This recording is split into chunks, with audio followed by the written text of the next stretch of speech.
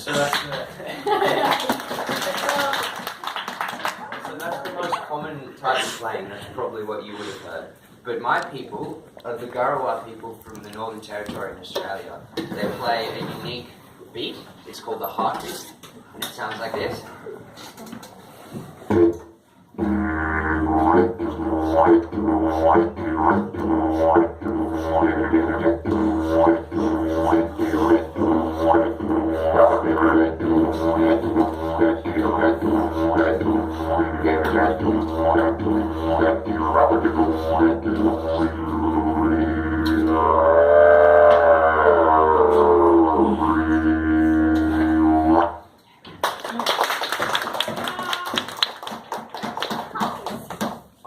So before I tell you guys a story, does anybody have any questions?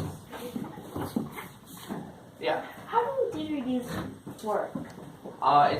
It's sort of just like a trumpet.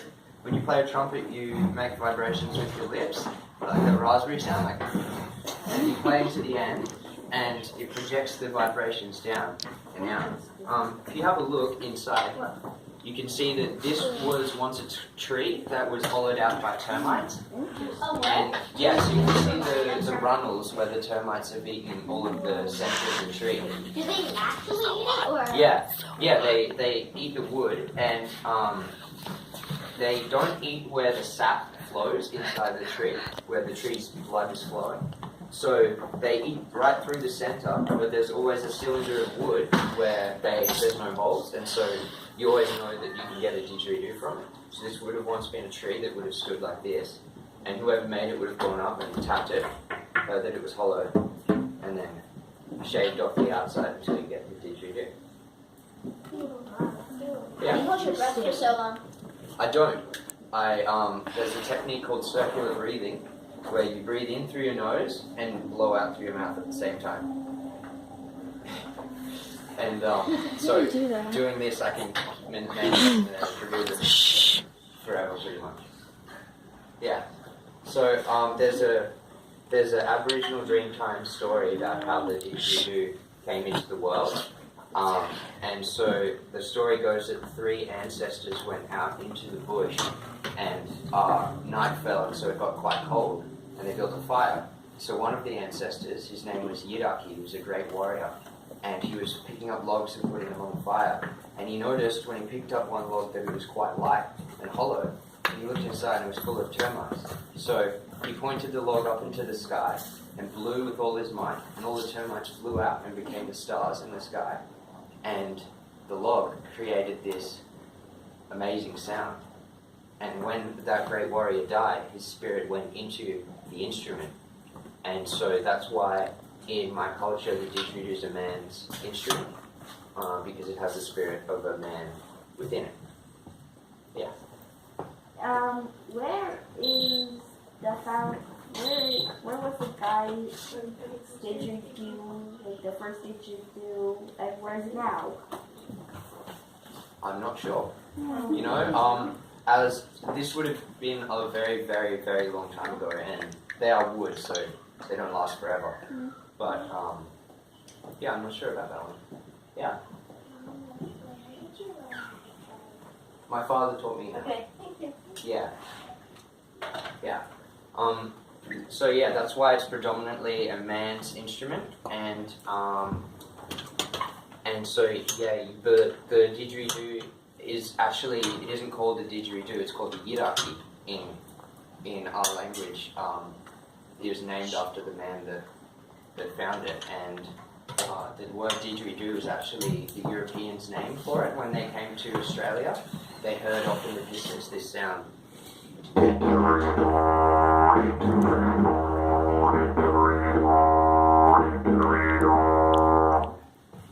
So they called it the didgeridoo, so that's just what it sounds like. Yeah. How do you change the different sounds? Is it just a rap changing? No, there's many different sounds that you can produce, and this is done by doing different things with your mouth and using different vocalizations.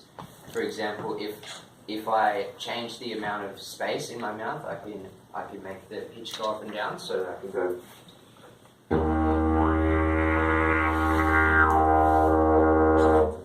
If if I change the amount of air in my mouth really quickly by like pushing my tongue forward, it makes a sort of whip sound. It sounds like this.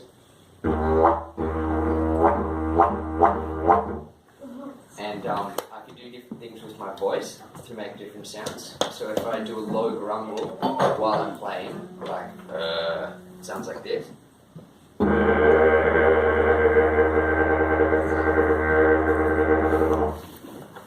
And if I change my voice and make it go higher, for example, and then do a scream, it sounds like this.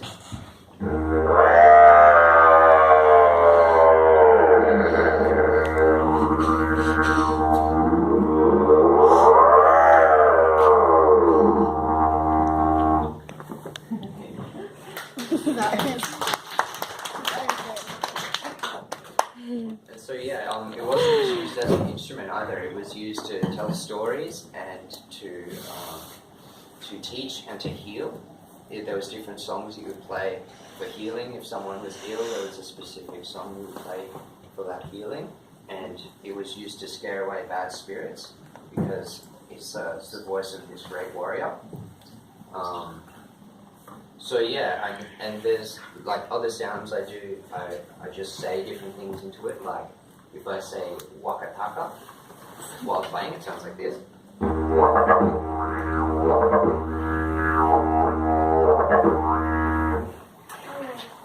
How would it sound like if you weren't doing it? If I don't do anything, I just make the vibration with my lips, you mean? Like, just nothing at all, no vocalization or anything, it's just...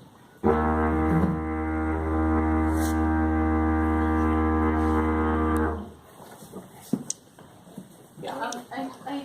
I'm always confused because the didgeridoo is it's always said to be sort of the Australian Aboriginal instrument. Yeah. But does it come from just specific tribes? Of No. people, Well, I think it was used on pretty much everywhere. Okay. But different tribes have their own songs. So most of Australia plays the drone, but the heartbeat that I do is very specific to my tribe and my bloodline, actually. So yeah, my father taught me that. His father taught him, and so on and so on.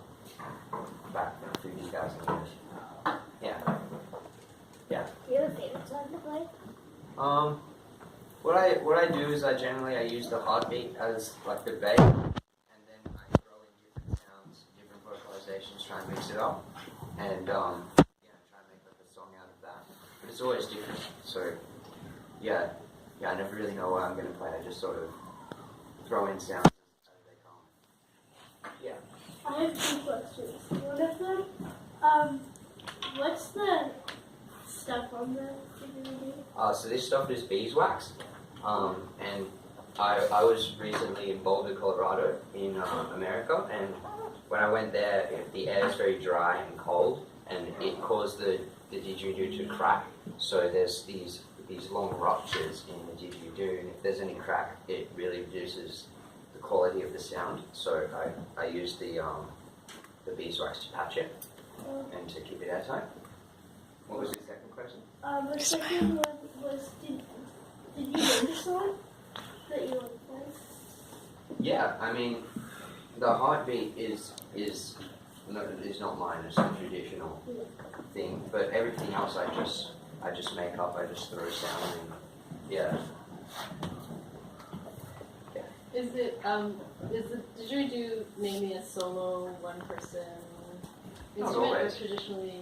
Not always. I think it really depends on the event, the occasion, what is being played for. But it can be used with clapsticks or other instruments, and voice used in songs with voices and stuff. Yeah, and sometimes with other didgeridoos as well to create a melody. Yeah. Is there a specific kind of tree that the two makes? Yeah, it's always eucalyptus trees, although there's many species of eucalyptus trees. For example, this is a eucalypt, but it's called a bloodwood, and that's because of the colour that it comes from. And I think eucalyptus oil is antibacterial, but it's not good for you to eat it. So I think that's why they don't eat the sap along the eat the eucalypt trees. They just eat the hardwood. Yeah. Are they like always made by termites, or do People, the traditional way is the termite hollowed way, but people make them out of everything. It's essentially just a cylinder. So, you know, you can get glass ones, metal ones, ceramic ones. I met a guy in Boulder who didn't make them traditionally, but he found a tree and then he split it in half, hollowed it out, and then sealed it back up to make a cylinder, and that's how he made it. But traditional ones have the termite hollowed. Because is it hard to find like the ones that are hollowed by termites, or? Well, in Australia, they're the most common. I find that the termite hollowed ones are easier to play as well. I think the little runnels inside sort of guide the sound out, and it makes it, you can make it quite a loud sound without having to put in too much effort. Whereas the completely hollow ones, you have to really force the air out of your lungs to get the same sound. Yeah. How long do you play the didgeridoo like this? Well, it really depends on who I'm playing it for and what I'm doing. You know, I went busking and stuff in Colorado, and sometimes I play for a few hours.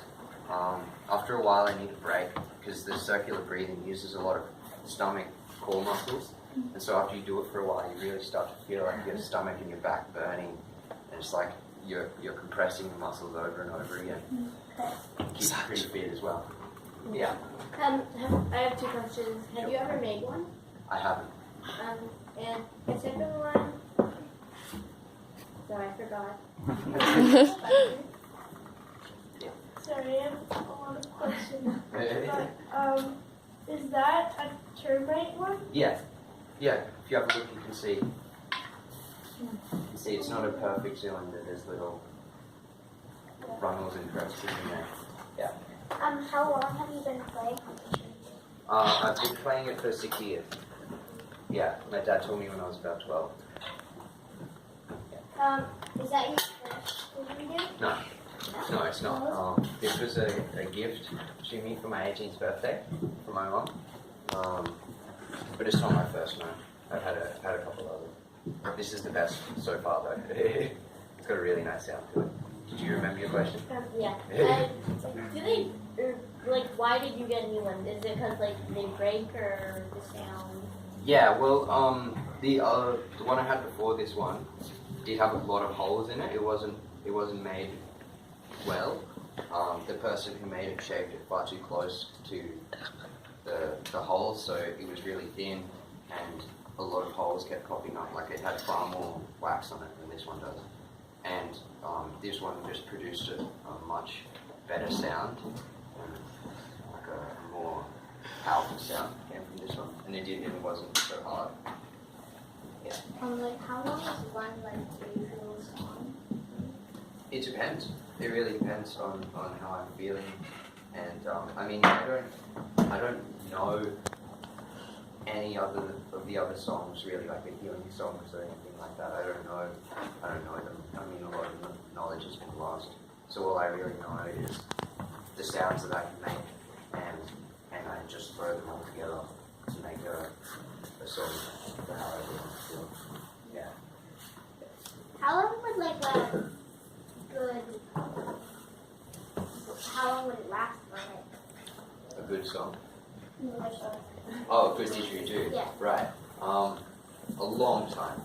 This is older than I am. I think this didgeridoo is 23 years old, something like that. So Yeah, a really long time if it's made well. And it didn't crack while I was in Australia. Only when I came to If you were still Colorado, filming. yeah. So it was pretty much, in those 23 years, it had never been broken or anything, so it could last a really long time. In Canada right now, there's a lot of talk about First Nations and Aboriginal just acknowledgement